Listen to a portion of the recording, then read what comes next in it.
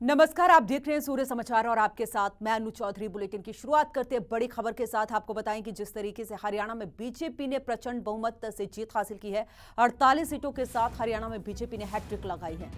2019 में बीजेपी ने कुल 40 सीटें जीती थी और 2014 के मुकाबले 2024 में बीजेपी को एक सीट ज्यादा मिली है। जीत को लेकर बीजेपी कार्यकर्ताओं में जश्न का माहौल देखा जा रहा है। आपको बता दें कि जिस तरीके से बीते कल प्रदेश में विधानसभा चुनावों के नतीजे आए और उसमें बीजेपी हैट्रिक लगाती हुई नजर आई। अगर बात की जाए तो 1972 के बाद पहली बार ऐसा हुआ है कि प्रदेश में किसी पार्टी ने तीसरी बार सरकार बनाई हो। तो बड़ी खबर आपको बता रहे हैं। आपको बता दें कि जब जीत हासिल की तो उसके बाद एक दूसरे को बधाई भी दी गई, जश्न भी मनाया गया और किस तरीके से एक दूसरे को लड्डू खिलाकर बधाई दी गई। तो 48 सीटों के साथ हरियाणा में बीजेपी ने हैट्रिक लगाई है। 2014 में जब पूरे देश और प्रदेश में मोदी लहर चल रही थी, उस समय 47 सीटें बीजेपी ने जीती थी। 2019 में आंकड़ा कहीं ना कहीं कम हो गया था और गठबंधन के साथ सरकार बनाई। 40 सीटें बीजेपी ने हासिल की थी, लेकिन इस बार बम्पर जीत बीजेपी ने हासिल की है। बीजेपी ने 48 सीटें, पूर्ण बहुमत 46 का है और ऐसे में 48 सीटें बीजेपी की आई हैं। और खुद अगर कार्यवाहक मुख्यमंत्री नायब सिंह सैनी की बात करें तो उन्होंने भी लाडवा से जीत हासिल की है और ऐसे में पूरे प्रदेश में जश्न देखा जा रहा है और बधाइयों का सिलसिला भी लगातार जारी है। तो बड़ी खबर आपको बता रहे हैं। आपको बता दें कि जिस तरीके से जब काउंटिंग शुरू हुई तो ऐसे में कहीं ना कहीं जो रुझान सामने आ रहे थे उसमें कहीं ना कहीं कांग्रेस की सरकार बनती नजर आ रही थी, लेकिन 1.5 से 2 घंटे में आंकड़ा चेंज होता हुआ नजर आया और एक जगह स्टेबल हो गया और उसके बाद बम्पर जीत यहां पर बीजेपी ने हासिल की है। हालांकि कांग्रेस को 37 सीटों में ही संतुष्टि करनी पड़ी। तो 2014 की अगर जिक्र करें तो 2014 में बीजेपी ने 47 सीटें हासिल की थी और 2019 में 40 सीटें गठबंधन के साथ सरकार बनाई थी। 4.5 साल तक प्रदेश में वो सरकार चली और अब एक बार बम्पर जीत हासिल की है बीजेपी ने। ज्यादा जानकारी के साथ हमारे सहयोगी दीपक भारद्वाज जुड़े हुए हैं। दीपक, जानकारी चाहेंगे जिस तरीके से बम्पर जीत यहां पर बीजेपी ने हासिल की है, पहली बार ऐतिहासिक जीत है क्योंकि प्रदेश में 1972 के बाद जो है पहली बार किसी पार्टी ने तीसरी बार सरकार बनाई है। हाँ, देखिए अन्नू, निश्चित तौर पर कहा जा सकता है कि भले ही कांग्रेस पार्टी ये कह रही थी कि 10 साल की एंटी कैम्पेन्सी भारतीय जनता पार्टी के खिलाफ है और बहुत से ऐसे फैसले लिए गए हैं जिसकी वजह से जनता परेशान है, लेकिन जिस तरह के नतीजे आए हैं तो उससे साफ तौर पर यह कहा जा सकता है कि हरियाणा प्रदेश की जनता ने भारतीय जनता पार्टी में आस्था जताई है और अब की बार तो किसी गठबंधन की भी जरूरत भारतीय जनता पार्टी को नहीं पड़ेगी। पूर्ण बहुमत की सरकार उनको दी गई है क्योंकि अगर 2014 की बात करें, 2014 में पूर्ण बहुमत मिला था, लेकिन 2019 में गठबंधन की जरूरत पड़ी थी और उम्मीद, हालांकि इतनी उम्मीद नहीं थी कि क्योंकि जिस तरह से एग्जिट पोल दिखा रहे थे, एग्जिट पोल में तो कांग्रेस पार्टी की सरकार बनती हुई दिखाई दे रही थी, लेकिन जनता ने अंदर ही अंदर कुछ और मन बना रखा था और जिस तरीके के नतीजे आए, 48 सीटें भारतीय जनता पार्टी को मिली है, तो कहीं ना कहीं जनता ने यह दिखा दिया है कि वो सरकार से नाखुश नहीं थे और सरकार ने जो फैसले लिए वो उसके साथ हैं। तो कहा जा सकता है कि एक बड़ा मैंडेट और तीसरी बार सरकार बनने जा रही है, तो एक बड़ा मैंडेट दिया गया है। हालांकि कांग्रेस पार्टी के लोग जिस तरह से कल भूपेंद्र सिंह हुड्डा भी थे और अन्य नेता, उन्होंने कहीं ना कहीं ईवीएम पर सवाल उठाए और ये कहा कि बहुत सी जगह पर कम मार्जिन था और कई जगह ईवीएम मशीनों की बैटरी लो थी और उसको लेकर के वो जांच करवाएंगे और शिकायत भी करेंगे। और नायब सिंह सैनी ने हालांकि पहले ही कह दिया था कि 8 तारीख को कांग्रेस पार्टी ईवीएम का राग अलापेगी और शायद वैसा होता भी दिखाई दिया।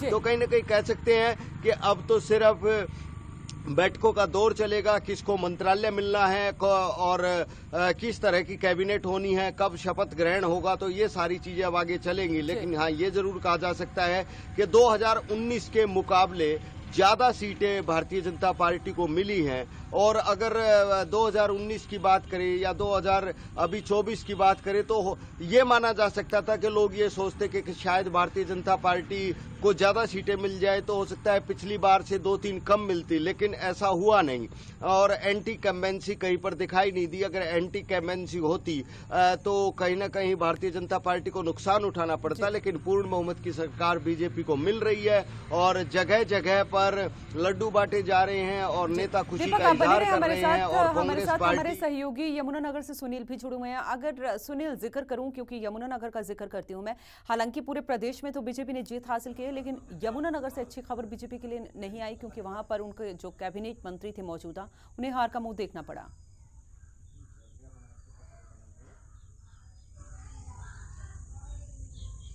जी देखिए अनु, बता दूं कि यमुनानगर की 2 सीटों पर जो है भाजपा को जीत मिली है। हालांकि जगाधरी से जो पिछली बार विधायक रहे, कैबिनेट मंत्री भी रहे, कंवरपाल गुर्जर को जो है हार का मुंह देखना पड़ा है। करीब 7,000 वोटों से जो है वो हार गए हैं और यहां से कांग्रेस के अकरम खान विजयी होकर जो है विधानसभा का रुख करेंगे।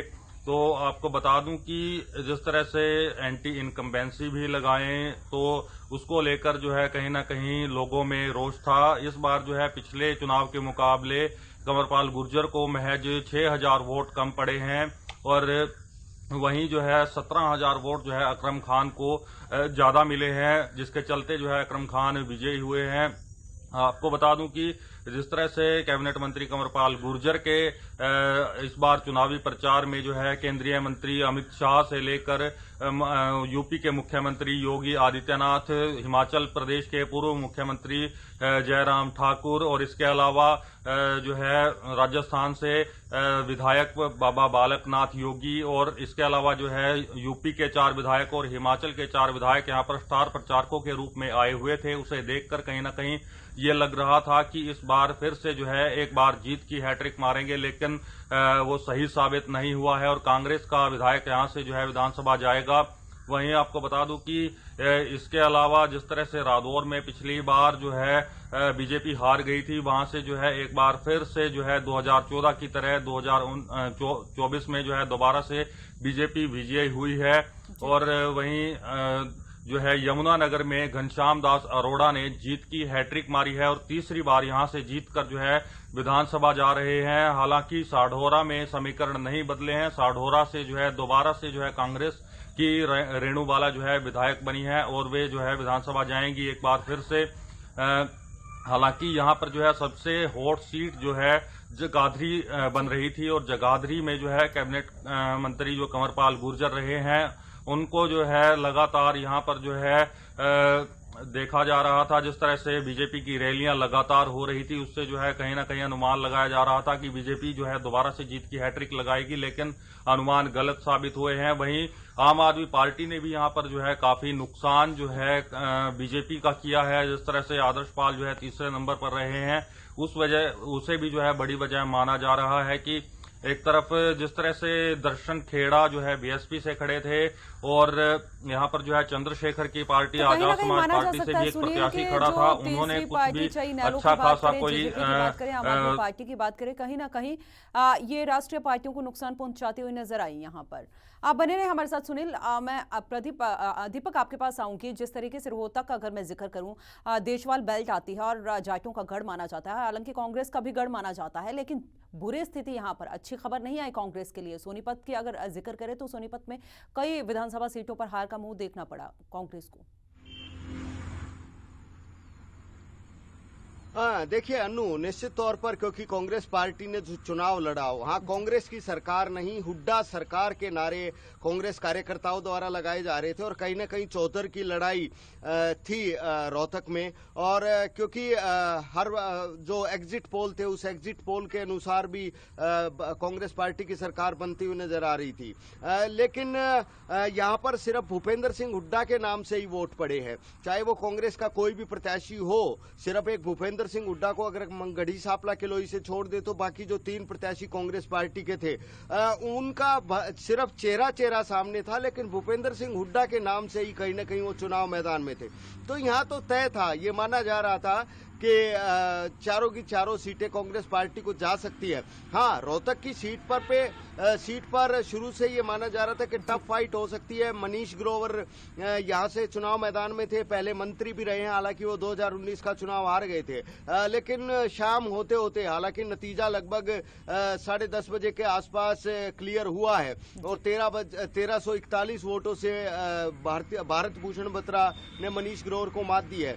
तो रोहतक में और झज्जर में तो ये होना तय ही था, क्योंकि यहाँ पर भूपेंद्र सिंह हुड्डा के नाम से चुनाव था और लोगों ने एक मंशा बना रखी थी कि भूपेंद्र सिंह हुड्डा अगर कांग्रेस पार्टी की सरकार आती है तो भूपेंद्र सिंह हुड्डा मुख्यमंत्री बनेंगे। तो उसी को लेकर के एक माहौल बना हुआ था और इन दोनों जिलों में वो माहौल काम करता हुआ भी नजर आया, क्योंकि 2 जिलों में तो सारी काम की करता सारी हुआ सीटें नजर अगर आया, मैं लेकिन जज्जर तीसरे और जिले रोहतक की सोनीपत बात की करें बात तो करें, वहां पर काम नहीं किया कांग्रेस के ट्रिक, और जिस तरीके से कांग्रेस को यहां पर भी हार का मुंह देखना पड़ा।